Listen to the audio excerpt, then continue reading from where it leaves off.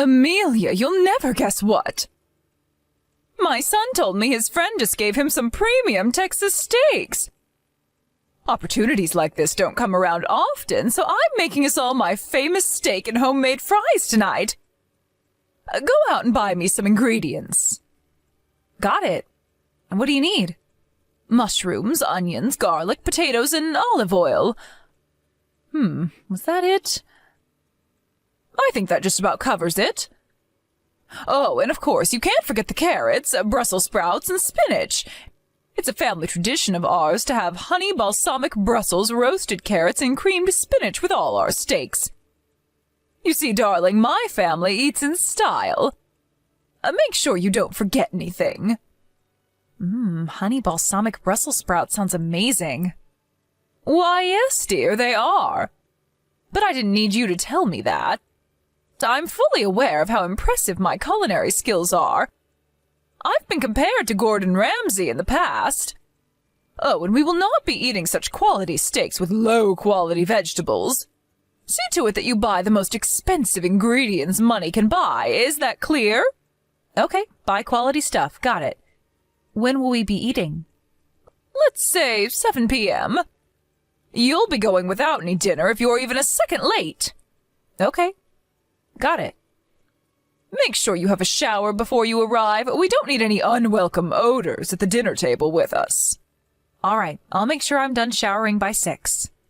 You do that, dear. Oh, I almost forgot to tell you. That bumper box of fruit you got me as a New Year's gift has gone moldy. It was all so disgusting I couldn't bring myself to eat any of it. Are there any leftovers from the stew I cooked 2 days ago in the fridge? Yes, there's still some left. Excellent. That's what you'll be having for dinner tonight. No objections, I take it. I think leftovers are suitable feed for the likes of you. These premium Texas steaks would be wasted on you. Right. Sure thing. Are you done cleaning my house? Yep, I just finished. I scrubbed out that gravy stain on the sofa you mentioned. It just got done drying off. Terrific. Listen up, dear. I have another job for you. You're to stop off at the post office while you're out shopping for tonight's ingredients. I need you to send the letter on the front porch by first-class mail. After that, go to the laundrette and pick up my coat. Okay, sure thing. Post office and laundrette, right? No problem. I want everything done properly, which means I don't want to hear any nonsense about how you messed this up later on. Whether you get your leftovers for dinner tonight depends on whether I'm impressed by your performance on these errands. After all, if you can't even run errands for me properly, then you have no reason to exist. I see. No one loves you, dear. That's why you're lucky me and my family very kindly agreed to let you live in our house. You better be grateful. You are grateful, aren't you? Yes. Remember, dear, you have no friends and no family. There's not a soul in this world who cares about you. My son might have married you, but that doesn't mean he likes you. Never forget that I give your miserable life meaning by allowing you to run these errands for me. I'm pleased to be of use. Good, and so you should be. For a tragic loner like you, serving every whim and desire for me and my family is of the highest honor imaginable, and you should never forget how blessed you are. When I finally deem you worthy of being my son's wife, I'll grant you the privilege of eating the same food as us at dinner time. For now, it's leftovers. When you say worthy of being Michael's wife, what exactly do you mean? A wife who fulfills her feminine duties to perfection all the time. When you become a master chef, a housework expert. When you're able to wash my clothes so well that the exquisite smell of my freshly cleaned underwear makes me think I died and went to heaven. Only then will you win my long-sought-after approval. You still have a long way to go, of course. You're right. I'm a failure of a wife. You really are a groveling sycophant. Don't get me wrong, it's not like I have any expectations of you. I just think it's good for you to have goals. Don't think you get to escape when the going gets tough. You're with us forever. I'd never try and leave, Wilma. Besides, where would I go? It's just like you say, my parents are dead and I don't have any relatives I can rely on.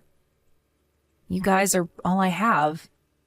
Exactly, I'm glad you understand. As long as you continue to do what you're told, I'm happy to allow you to keep living with us. Thanks. Okay, I'm gonna head out and grab those groceries now.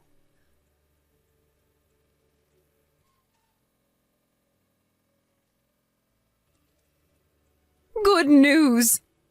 My beloved daughter is finally coming home after all these years. Priscilla? Yes, I don't have any other daughters, you simpleton. Ah, but you haven't met her, have you? I met her briefly, once at mine and Michael's wedding. She's a professional chef, right? I heard her cooking skills are world-class. Is it true she even once worked at the American Embassy in Japan once? My daughter is a cut above the rest. That's not all. She used to work at a 5-star restaurant in Paris. She lives in New Hampshire with her French husband now, so I hardly ever get to see her. The two of them opened a French restaurant up there a few years back, and it got awarded 4 stars last year. The whole town was there to celebrate. Wow, that's amazing. My daughter's always been incredible ever since she was young. She's still just as much of a high performer as she was back then. Her IQ was measured at 173 at the age of 12. A child prodigy with an enormous range of talents, ranging from cooking to martial arts, embroidery to wood whittling, belly dancing to chess. Oh, she's funny, kind, modest. Basically, she's blessed with practically every positive trait there is. My daughter is outstanding in every sense of the word. Right, I heard she got the highest SAT scores in the whole country. Yes, that was back when she was in high school.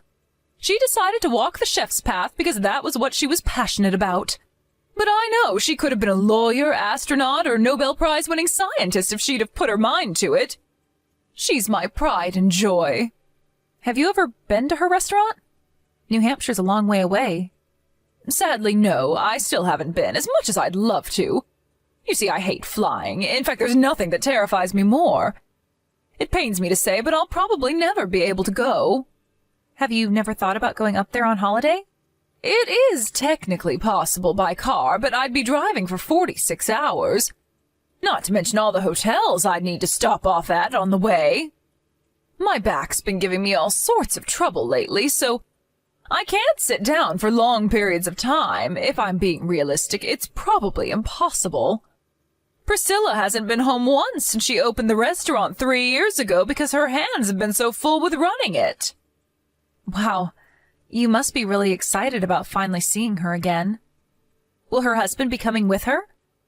Apparently it'll just be her this time. She said Jean-Pierre would love to come and meet everyone, but he's staying behind because they can't afford to leave the restaurant without anyone in charge. Things must be really busy over there. My daughter isn't the only one who's outstanding. Her husband is just as impressive. I've lost count of how many international cooking contests they've both won.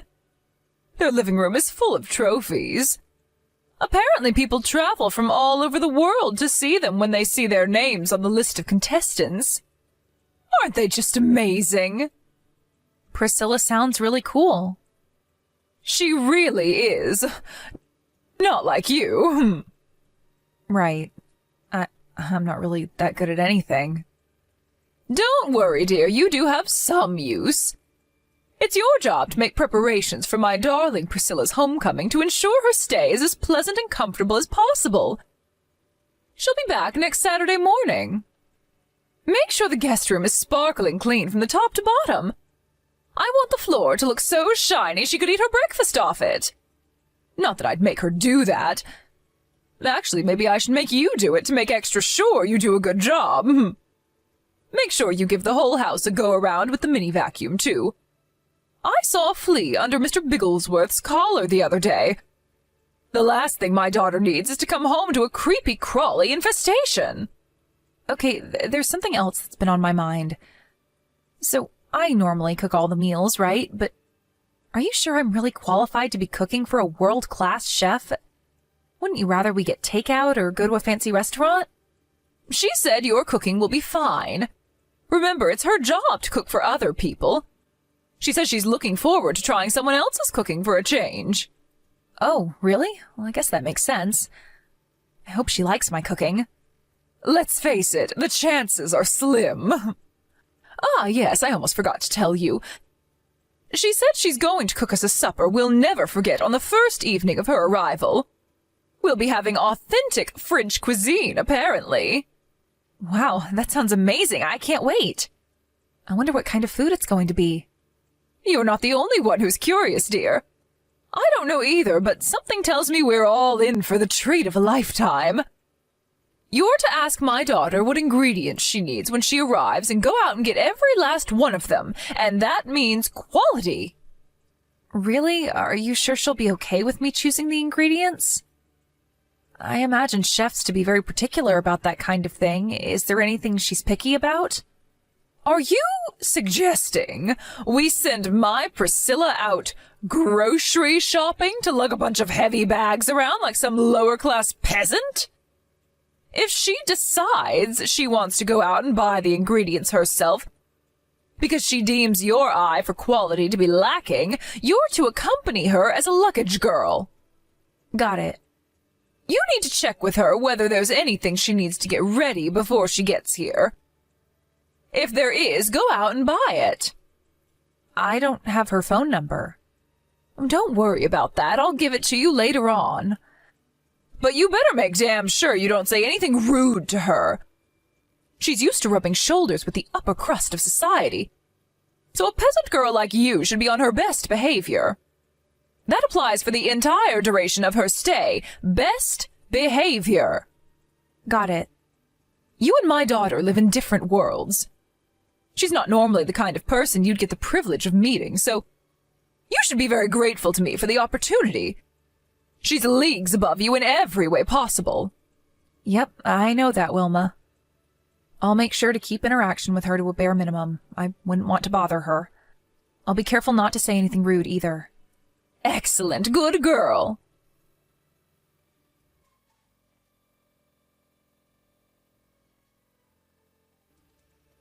Hey, Amelia, how's it going? My mom gave me your number. I'm glad we're finally in touch. It feels like ages since that time we met at your wedding. I was kicking myself for not getting your number when we met back then. We never get to see each other in person with us both living where we do, so it'd be awesome if we could chat on here instead. It's a pleasure to meet your acquaintance again, Priscilla. Jeez, why so stiff? Who am I, the president? I'm only your sister-in-law, so you don't have to be so formal. You probably heard from my mom, but I'm going to be heading home to stay with you guys for a little while soon. I'm looking forward to seeing you again. I'm sorry if me barging in like this is any trouble. No, not at all. This is your house. If anything, I'm the outsider. Don't be silly. You're not an outsider. You married my brother. You're a part of our family now. If anything, I'm the outsider for moving all the way up to New Hampshire. I heard you're going to be preparing us some of your world-renowned cuisine. Is there anything you need me to get ready for your arrival? If so, I'll be sure to purchase it in advance. Really? Oh, that'd be such a huge help. I can't even tell you. You're a star, Amelia. Okay, cool. I'll send you a list later. We can save the fresh stuff for when I get there, but would you mind heading out and grabbing some herbs and spices for me? It's fine if you can't find anything. You don't have to go out of your way. But don't worry, it won't be any trouble. I'll keep looking until I find everything. Thanks. You're really dependable. I don't think I am. You so are. Leave the cooking to me. What do you want to eat next week? Tell you what, how about I cook you your favorite? Obviously, French food is my specialty, but I'm good with Italian too. I make a mean bolognese. I mean it. Whatever you want. Don't be shy. Well, I appreciate your kindness, but your mom said I'll be having the same as always. You can make whatever you like. I'll just have your leftovers. Go ahead and make whatever your mom wants. The same as always? Leftovers? What the hell? Food as delicious as yours would be wasted on me. Please, make something that'll make your mom happy. Whoa there. Hang on a sec. What? There's no way I'm traveling the length of the country without making my sister-in-law her favorite dish. We never get to see each other like this, so come on. What do you say we make the most of it? I want you to have something you enjoy, too. I'm fine, really. We have tons of food in the fridge that I have to eat anyway. So let's eat it together a few days later, after I cook you something you like. But it's my job to eat that stuff. I'd feel awful if you got food poisoning. Excuse me? Oh, nothing. All I mean is that you don't have to worry about me. Amelia, I hope you're not holding back on me. You and I are family. Family? I could never be considered equal to someone like you. What? Stop it. You shouldn't speak so negatively about yourself like that. I appreciate if you're trying to be respectful, but being overly polite can sometimes have the opposite effect. I'm really sorry. Do you eat leftovers every day? How could my mom and brother just stand by and watch? I only eat food that's appropriate for someone like me. I'm just grateful to be allowed to live in this house in the first place. If, by any chance, does my mother say the same things to you? No, never. Just my own personal opinion, that's all. Why would you be okay with eating leftovers every day? You're not a dog, you're my brother's wife. Now that I think about it, I've never really heard anything from my mom or Michael about you. On the rare occasion your name does come up, my mom does nothing but complain and badmouth you. I don't get it. How could anyone dislike someone as kind and thoughtful as you? No, your mom's right. Everything's exactly as she says. I'm just a worthless good-for-nothing who causes problem after problem despite the fact that your mom was kind enough to let me live with her. I feel guilty for existing. Oh my God, what the hell has she done to you? What did she do to you to make you believe all those horrible things about yourself? Amelia, if it doesn't make you too uncomfortable, I'd really appreciate if you told me what's going on here. I'm just a useless waste of space. My life has no value. That's why I have to serve your mom and Michael with loyalty and diligence to make sure they never toss me in the garbage where I belong. Did someone say that to you? Your mom? I see. So my mom's the one who's been feeding you all these twisted lies? What does she think gives her the right? I'm so sorry. You don't have anything to apologize for. If anything, I should be the one saying sorry for not noticing this was going on. I've lived so far away from you for so long that I didn't notice you going through hell this whole time. Priscilla, are you angry with me? I'm so sorry. No. I'm not angry with you, Amelia, not one bit. But I'm telling you, this isn't your fault, sweetie. But it looks like we have some brainwashing to undo before you believe me. Brainwashing? Yes, brainwashing. The only reason you have such a low opinion of yourself is because my mom's been subjecting you to such horrible abuse for so long that you started to believe the awful things she says about you. You haven't done anything wrong, not a thing. I mean it. You're a wonderful, kind person with a lot to give to the world. You mustn't listen to my mom.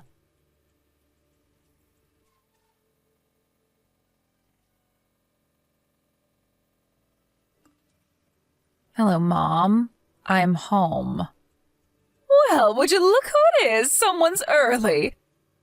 I'm so sorry I couldn't come and get you from the airport, darling. I just got done at the chiropractor's. I'll be home soon. What delicious delight will you be making for supper tonight? What magnificent marvels, what tasty treats will you be rustling up for us? I can barely contain my excitement. We already got done eating. Don't worry, though, there are plenty of leftovers. Those will be fine for you, right? What? You ate without me? Me? Leftovers? Why would I eat leftovers? I don't know. You tell me, Mom. That's what you've been making Amelia eat this whole time, isn't it? And that's why I thought you wouldn't mind eating some yourself. That girl's been filling your head with lies about me, hasn't she? You can't believe a word she says, Priscilla. She has issues. Not that girl, Mom. Amelia. If I'd known what a pair of wicked abusers my family had devolved into, I would have come home earlier. What are you talking about? I had a feeling that things were never great between you and Amelia, but I figured quarrels between moms and daughter-in-laws are just part of life, and that you'd work through it between yourselves one day. I was overly optimistic. Finding out my own mom is secretly the mother-in-law from hell has been a big shock for me. The mother-in-law from hell? Is there really any need to be so mean to me? Is this going somewhere? I know exactly how you've been treating Amelia, Mom. You can drop the act now. My brother might not have been abusing her, but he certainly looked the other way while you did, which makes him an accomplice to the crime in my eyes. I can't believe I'm related to such a pair of vile savages. Please, Priscilla, can we just calm down and discuss this like adults without hurling insults? It might look like abuse to an outsider, but I can assure you it's not like that. What I'm doing is disciplining her. She wouldn't even know the basics of how to be a wife if not for my guidance. You have no idea how useless that girl is. Yeah, I know you made her believe that. But it's not true, is it? None of it is. You just wanted someone kind and trusting you could manipulate into being your obedient lapdog to do your bidding around the house so you could feel big and powerful. This is no different to slavery. Scandalous! Don't say such absurd things. She needs to get away from you and this house ASAP for the good of her health. I told her I think she should divorce Michael. There's no way she'd agree to divorce him. She has no family and no friends to rely on. She's neither strong nor brave enough to leave this house. She's a weak, worthless, good-for-nothing whose only value is to serve us. I wonder. I've been talking to her every day this last week, and it seems to me like I made some progress on undoing your brainwashing. Why not try speaking to her yourself? Hi, Wilma. It's Amelia. I'm leaving this house. What are you talking about? Don't be absurd. Where will you go? I can go wherever I like. And how do you propose you're going to feed yourself? Need I remind you that you don't have a job? I'll get half of Michael's assets when we divorce, so I'll have enough to get by on until I find work. Just think about all the useful skills you taught me. I've been working like a dog in this house for so long that I feel like an actual job would be a walk in the park in comparison. Why, you little... Listen to me, girl. You're in for a rude awakening when you learn the harsh reality of the world outside this house. I'm willing to take my chances. Something tells me that no matter how difficult things get, anything would be better than carrying on my life here with you. I suffered for so long, but I was only pretending I fell for your brainwashing to lull you into a false sense of security. The truth is, I hated you and was working on figuring out a way to escape the whole time. You're not getting away that easily. My son will never agree to the divorce. But, Wilma, he already did. What? When? I told him I wanted a divorce last night. My will is firm, and there is not a thing on this earth that could change it. Least of all the impotent whimpers of my spineless husband. He caved within minutes. Oh my God, no! How did this happen? Lastly, I have a message from your daughter. All of the love I had towards this family disappeared the moment I found out how horrifically you'd been treating Amelia. I'll be going home earlier than planned. I'm taking Amelia back to New Hampshire with me. You'll never see either of us again. The end. Never again? Never again. Priscilla's helping me get my things together now. When we're done, we'll be saying goodbye to you in this house forever. She arranged some temporary accommodation for me, so you don't need to worry about me having nowhere to go. Like hell I'd worry about the likes of you. But don't think you're getting away that easily. You don't get to make that decision without my say-so. I do not consent. Do the housework yourself from now on. To think I was kind enough to let a worthless, good-for-nothing failure of a bride like you live in my home In spite of the fact that no one loves you and you don't have a soul in this world other than me to rely on. And this is how you repay me? You're heartless. You're wrong, Priscilla told me. She told me that my life does have meaning. And you know what? I decide that meaning for myself. Besides, Wilma, shouldn't you be celebrating? If I'm really such a worthless, good-for-nothing failure, surely you'd be better off without me around.